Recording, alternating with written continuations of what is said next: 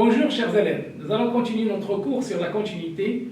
La séance d'aujourd'hui a pour contenu les opérations sur les fonctions continues, continuité de la composite de fonctions continues et limite de la composite d'une fonction continue et d'une fonction qui admet une limite. Premier paragraphe, opération sur les fonctions continues. Si on a deux fonctions f et g qui sont continues définies sur l'intervalle de centre x0 et qu'un réel non nul, si f et g sont continues en x0, alors les fonctions f plus g, k fois f fois g sont continues en x0. Et si f est continu en x0 et g continue x0 tel que g de x0 différent de 0, donc c'est une condition de plus, alors 1 sur g, s sur g sont continues en x0. Évidemment, dans cette proposition, on parle de la continuité en un point. Et découle de la proposition le corollaire suivant. Si f et g sont continues sur un intervalle i, alors f plus g, k fois f et f fois g sont continues sur i, au k est un réel. Et si f et g sont continues, et en plus g de x est non nul pour tout x dans i, alors 1 sur g, f sur g sont continues sur l'intervalle i. Alors, pour cela, pour la preuve, nous allons utiliser les opérations sur les limites pour la démonstration. Alors, supposons que f et g sont continues en x0. Qu'est-ce qu'il faut montrer? Il faut montrer que la limite de f plus g de x égale à f plus g de x0. Or, la limite de f plus g de x n'est autre que la limite de f de x plus g de x, qui est égale à la limite de f de x plus la limite de g de x en x0. Or, du fait que f est continue en x0, donc la limite de f de x quand x tend vers x0, c'est égal à f de x0. Et la même chose pour la limite quand x tend vers x0 de g de x. Et c'est égal à f plus g de x0. Donc notre fonction f plus g est continue en x0. Nous allons maintenant démontrer que k fois f est continue en x0. Pour cela, il faut calculer la limite de k de f de x quand x tend vers x0, c'est égal à k, limite de f de x. Du fait que f est continue en x0, la limite de f de x en x0, c'est égal à f de x0. Donc, égal à k de f de x0. Donc, kf est continue en x0. Pour le produit, la limite de f fois g, c'est la limite de f fois la limite de g, qui est égale à la limite de f fois la limite de g, et qui est égale à f de x0 fois g de x0, qui est égal à f fois g de x0. Donc, f fois g est continue en x0.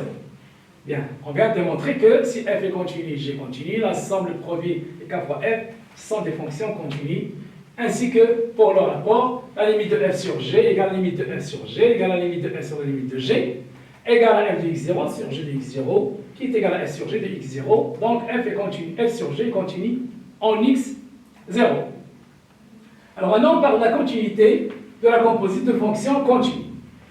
Alors, soit f est une fonction définie sur l'intervalle i, de centre x0, g une fonction définie sur un intervalle j de centre f de x0, tel que f de i est inclus dans g.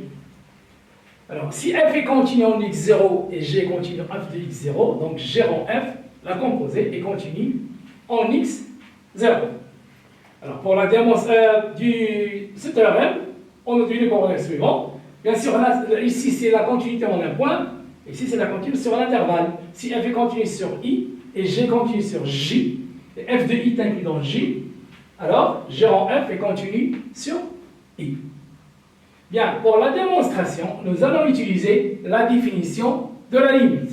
C'est-à-dire, il faut montrer que quel que soit epsilon positif, elle existe un alpha, tel que x moins x0 inférieur à alpha implique que g rend f de x moins g rend f de x0 est inférieur à epsilon. Alors, on a g continue en x0. Donc, d'après la définition, quel que soit epsilon, il existe un bêta, tel que t moins f de x0 inférieur à bêta implique g de t moins g de f de x0 inférieur à epsilon. On va l'appeler R. Proposition R. Bien.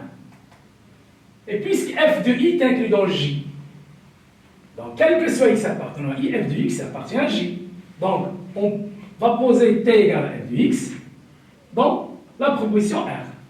Si on remplace t par f de x dans la proposition R, qu'est-ce qu'on obtient? On obtient quel que soit epsilon positif, il existe un bêta positif, f de x moins f de x0 inférieur à bêta, implique g de f de x moins g de f de x0 inférieur à epsilon. Or, pour bêta égale à positif, elle existe un alpha tel que x moins x0 inférieur à epsilon, alpha pardon, implique que f de x moins f de x0 est inférieur à bêta. Ça, c'est parce que la fonction f est continue en x0. Puisqu'il est continu en x0, d'après la définition de la limite, on a ça. Donc, on a pour bêta positive, il existe un alpha tel qu'on a ça, et quand f de x moins f de x0 est inférieur à bêta, on obtient g de f de x moins g de f de x0 est inférieur à epsilon. Donc ça, c'est un trait ça. Donc, il existe un alpha positif pour chaque epsilon tel que g de f de x moins g de f de x0 est inférieur à epsilon. C'est-à-dire que la fonction g en f est continue en x0. Bien. Passons maintenant à la proposition suivante. Si f est une fonction continue et positive sur un intervalle i, alors la racine de f est continue sur i. Alors, pour la démonstration de cette proposition, on a f, une fonction continue sur i, et positif, puisqu'elle est positive.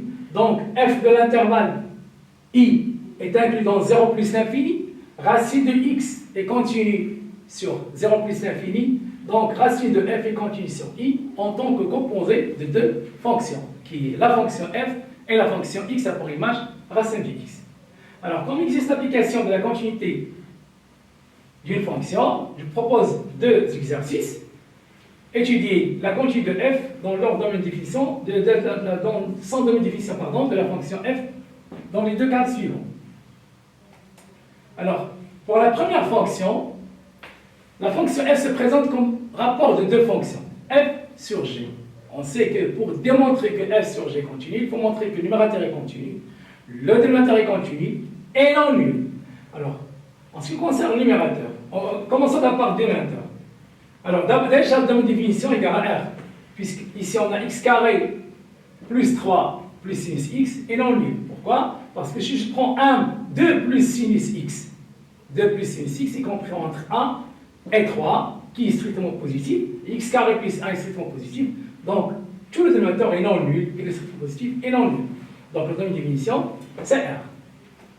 Alors, les fonctions x a pour image x carré plus 3 et x sinus x sont continues sur R. Donc, la fonction x a pour image x carré plus 3 plus sinus x est continue sur R. Et en plus de ça, elle est non nulle. D'autre part, la fonction x carré plus 3x moins est continue sur R parce que c'est un polynôme. Donc, f, la fonction f est continue sur R car c'est le rapport de deux fonctions continues. Pour la deuxième fonction, là, on a somme de deux fonctions. La première fonction, c'est racine, se présente comme une racine d'une fonction. La deuxième se présente comme composée de deux fonctions. Bien. Alors, commençons par la première fonction. X carré plus 3, x plus 3, elle est continue positive sur R. Donc, elle est continue sur R. Donc, continue sur l'intervalle moins l'infini 0 et 0 plus l'infini. Pourquoi? Parce que dans la définition de notre fonction f, c'est moins l'infini 0, 0 plus l'infini. Après, la fonction x a pour image x plus a est continue sur les intervalles moins l'infini 0 et 0 plus l'infini. C'est une fonction rationnelle. Sur f, donc la fonction cosinus est continue sur R, et l'image de f est inclue dans R, donc la fonction x a pour image cos x plus 3, elle est continue sur R, car c'est la composite de fonctions continue. Et par suite, la fonction x a pour image 3 cos x plus 1 sur x est continue sur f, donc la fonction f est continue. Sur les intervalles 0 moins l'infini, 0 et 0 plus l'infini, car c'est la somme de deux fonctions continues, donc continue sur d de f. Bien, maintenant on passe à la limite d'une fonction continue et d'une fonction qui admet une limite. Alors, si f admet une limite L en x0 et G est continue en L, alors la limite de la composée, c'est G de L.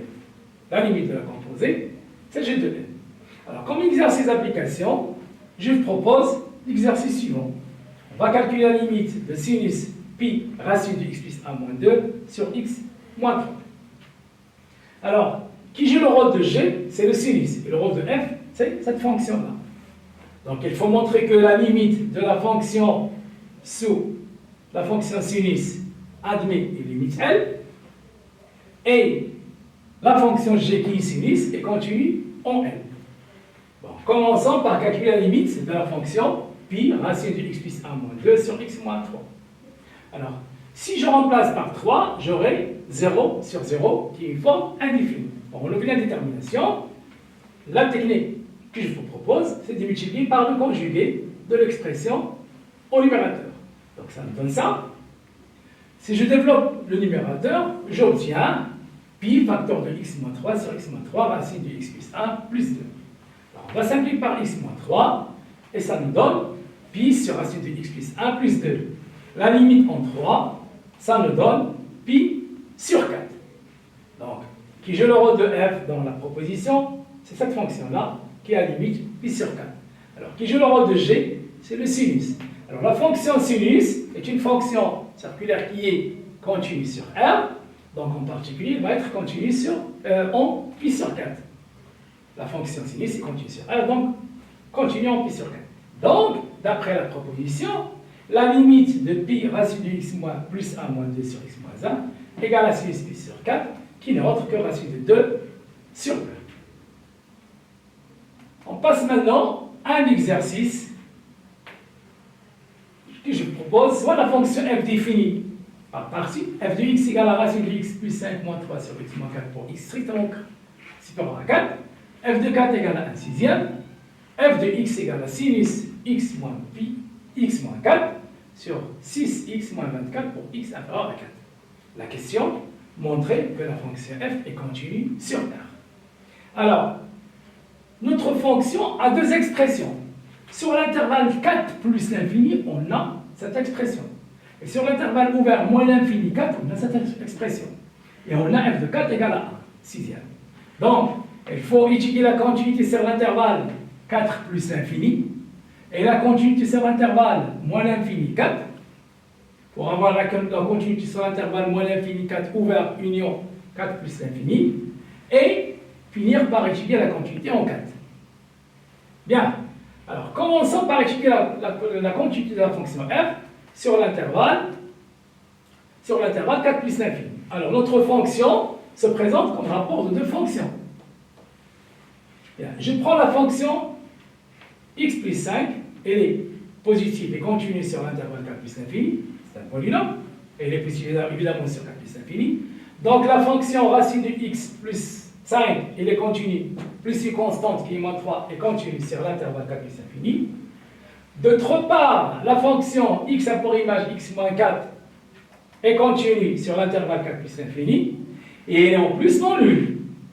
Donc f est continue sur 4 plus l'infini, car c'est le rapport de deux fonctions continues.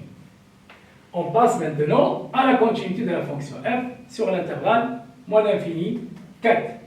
Alors, x a pour image x moins 4 est continue sur cet intervalle-là, et l'image de l'intervalle moins l'infini 4 est inclue dans R, et la fonction sinus est continue sur R, donc la fonction x a pour image x moins 4 est continue sur moins 4 plus l'infini, car c'est la composée de deux fonctions continues. Et on a la fonction x a pour image 6x moins 4 est continue et non nulle sur moins 4 plus l'infini. Donc, f est continue sur moins 4 plus l'infini, car c'est le rapport de deux fonctions continues. Bien, donc on va conclure que la fonction f est continue sur l'intervalle 4 plus l'infini et moins 4 plus l'infini. Donc, pour arriver à R, il nous faut la continuité en 4. Pour cela, il faut étudier la continuité à droite et la continuité à gauche. Donc, nous allons calculer la limite de f de x quand x est supérieur à 4, x tend vers 4, qui est égale à la limite de racine de x plus 5 moins 3 sur x moins 4. Si on remplace par 4, on aura au numérateur 0, au dénominateur 0, donc c'est une forme indéfinie. Donc la technique toujours multipliée par le conjugué au numérateur et au dénominateur. Après calcul, on aura x moins 4 sur x moins 4 facteur de racine de x plus 5 plus 3. Et après simplification, on obtient cette expression-là. On calcule sa limite, c'est 1 sixième qui est égal à f de 4. Donc notre fonction est continue à droite de 4. En ce qui concerne la continuité à gauche, la limite quand x tend vers 4, x inférieur à 4 de f de x égale la limite de sinus x moins 4 sur 6 x moins 24, qui est égale à la limite de ça, je factorise par 6. Alors, vous remarquez, lorsqu'on remplace par 4, on aura là aussi ici 0. Sinus 0, c'est 0. Sur 0, c'est une forme indéfinie. Or, x moins 4 tend vers 0. Ce qui nous ramène à penser à poser grand X égale x moins 4. En posant grand X égale à x moins 4, on aura ici sinus x sur 6x. Pour ça ramener à une limite des fonctions circulaires usuelles. Bien, la limite de sinus x sur x quand x tend vers 0, c'est égal à 1, avec le 6, donc c'est égal à 1 sixième qui est égal à f de 4. Donc notre fonction est continue à gauche de 4, et par suite f est continue en 4, puisqu'il est continu à droite, il continue à gauche, donc il est continu en 4. Conclusion, f est continue sur R. Elle est déjà continue sur l'intervalle moins l'infini 4 et 4 plus l'infini. Et on vient de démontrer qu'elle est continue en 4, donc elle est continue sur R. Ainsi prend fin notre cours d'aujourd'hui et au prochain cours.